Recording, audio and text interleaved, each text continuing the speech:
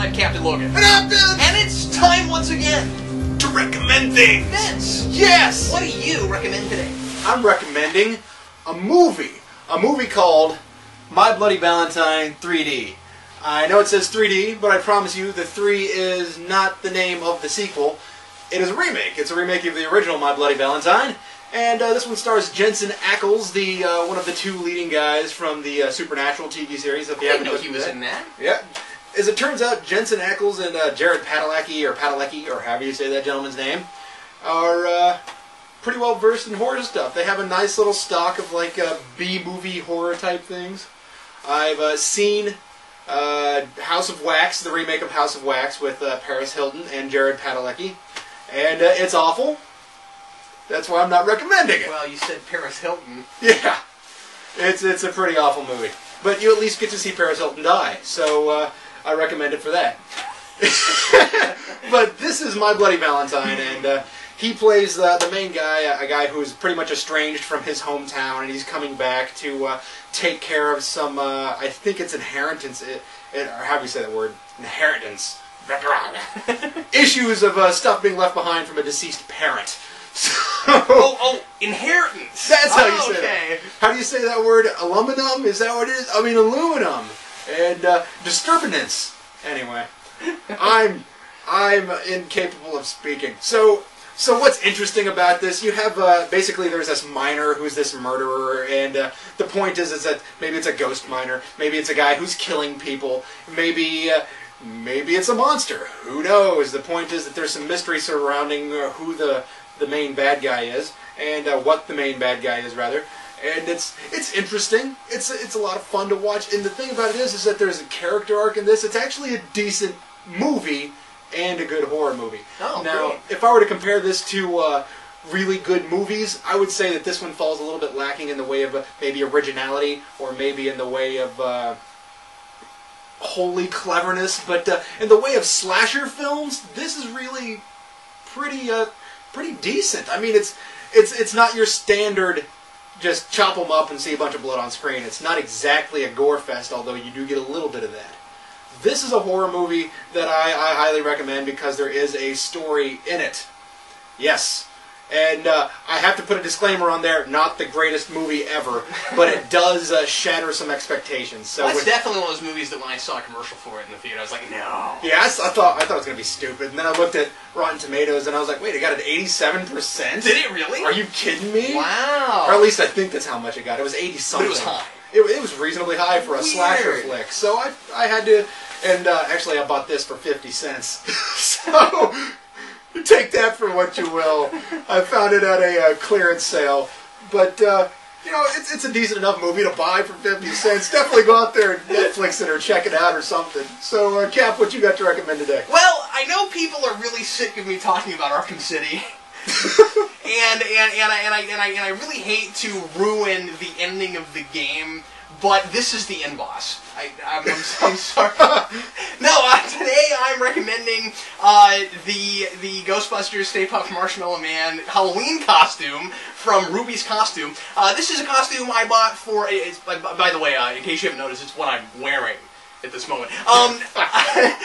This is not what I usually look like, just in case. Anyway, I bought this for $40 at one of those limited Halloween stores that's open, you know, around Halloween time, and they take up, you know, whatever, like different spaces that aren't being used right now, and Kansas City has like 3 or 4 of them. Yeah. Halloween City, now where Borders used to be. Yeah. Oh, poor Borders. I bet. Yeah, that doesn't surprise me at all. So, and I think there's some Christmas stores that do that too, or used to. But anyway, so I got this for like $40, and it's fun and funny, and I mean, you're seeing what it is. It has a motor inside, which is what you're hearing right now. Yep. There's no way around it. Just in case you're wondering why there's somebody vacuuming, no, it's not a maid. It's a motor that puffs up the costume. Yeah, and really, that's the only... I think the operative thing to say is... but I think that puffing it up like this is a really cool way to make this work, because I can't think of any other way you could get a suit like this without it like really weighing you down or being like super hot. And it's certainly something that would be difficult to make for yourself for the price that the costume is. Because the head's pretty good. It's not the easiest thing to see out of, and obviously the costume is really difficult to move in. I mean, you can't possibly sit down in this thing. Turn without knocking stuff over. Yeah, which I've already done plenty of. And Vince was like, "Oh no, you knocked my stuff down." And I'm like, "I'm the Stay Puft Marshmallow Man, Vince. I'm supposed to be destructive." This is the form of the Destructor.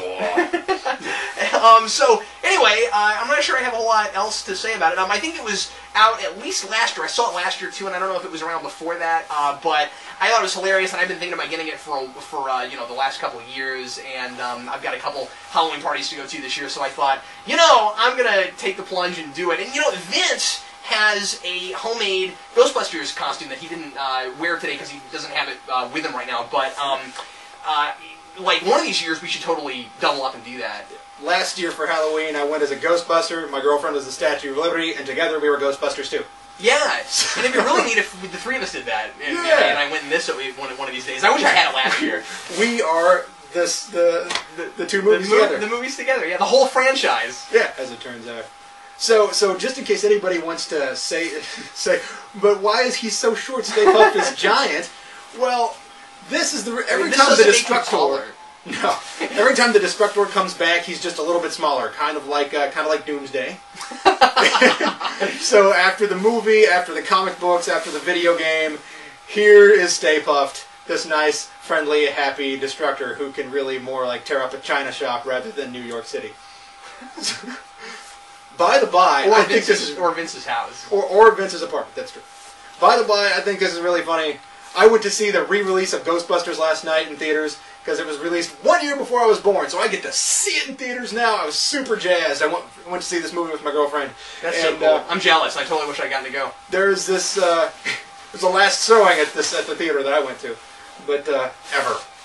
So after the movie was over, this dad. After the movie was over, there's these cute little kids that have been saying things throughout the whole movie, like "Get 'em, Ghostbusters!" It was super cute, and the dad looks at the kid after the movie's over, and he says, "No way, dude! No way! The Transformers could not beat Stay Puft." It was awesome.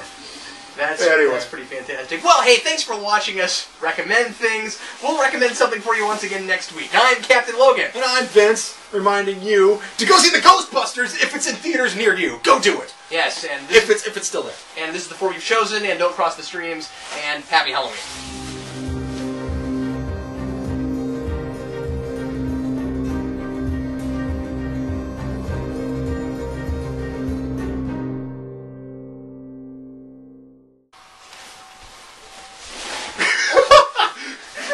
You're totally deflated. He was like,